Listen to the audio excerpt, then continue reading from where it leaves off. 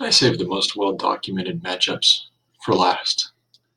The matchup between Tom Brady and Nick Foles for Super Bowl 52, and between Coach Bill Belichick and Doug Pederson. Those two matchups are going to be the most well talked about documents going forward.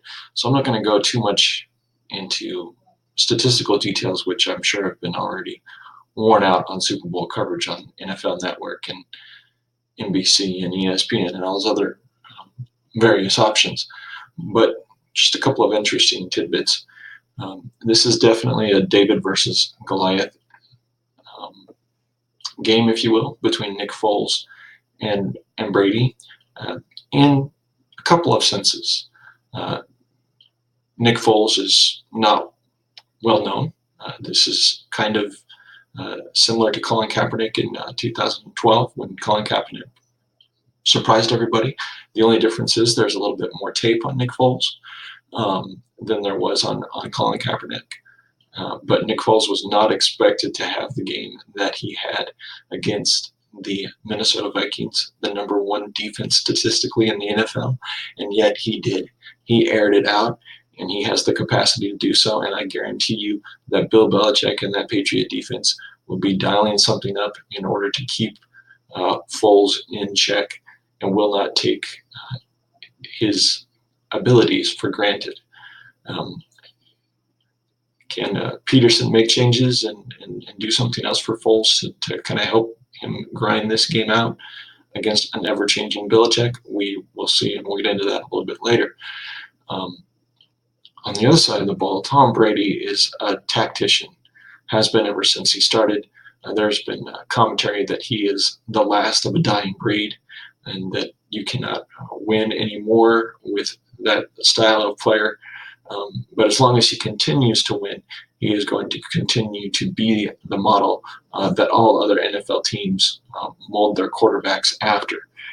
And he is, the typical pro-style quarterback who learned to take the ball behind center, knows how to take the shotgun snap, but mainly takes the ball behind center and just attacks a defense and knows how to read a defense at an expert level. Um, Foles came from the spread offense. Is definitely much more relaxed in that spread offense, but has the capacity to come out, do the three-step drop, and pass as well. However, he is the type of quarterback that goes for big plays, and the Eagles show that they are the type of team that likes to have big plays, chunks of 20, 30, 40 yards. The two huge touchdowns that Foles connected with Alshon Jeffrey on in the and Torrey Smith in the championship game against the Minnesota Vikings were both long passes of over 30 yards. So look for them to try and air it out as much as possible. They will have to be very careful with that, as the Patriots are known for playing disciplined, tight coverage on any receiving core. In the matchup between Bill Belichick and Doug Pederson, you have the matchup between the disciplinarian and the potential rising offensive genius. Um, Belichick demands discipline. He demands perfection. That's what he's built the New England Patriot Empire on. Is you know your job and you do it with perfection and excellence every game, all season long. And the New England Patriots have latched onto that, have seen what success it breeds, and so therefore Bill Belichick has had success.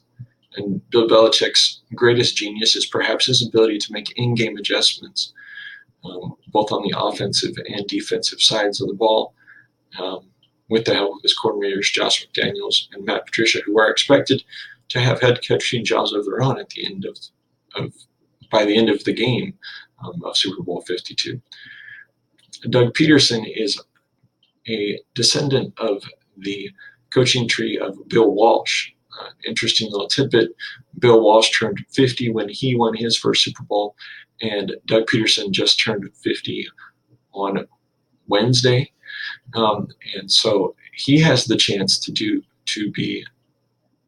follow in the footsteps of Bill Walsh and win his first Super Bowl at the age of 50. So how does Bill Walsh and Doug Pederson connect? Well, Bill Walsh coached Mike Holmgren, who coached Andy Reid, who coached Doug Pederson. That's how that tree connects.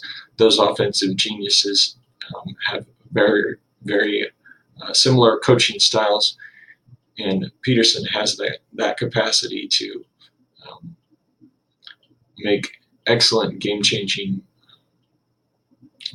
offensive game plans from game to game, much like Kyle Shanahan did with the Atlanta Falcons last year.